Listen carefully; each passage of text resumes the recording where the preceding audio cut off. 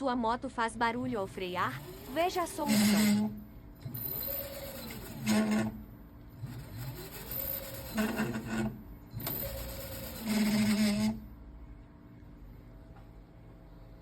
Você só vai precisar de uma chave 10 e um pouquinho de graxa.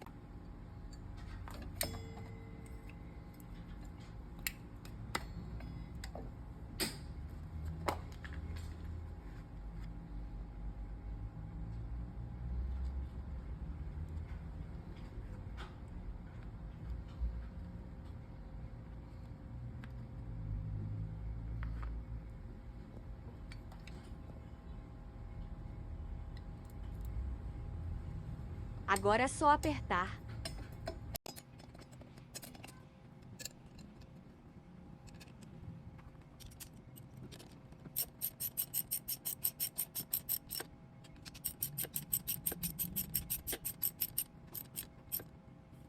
Adeus barulho.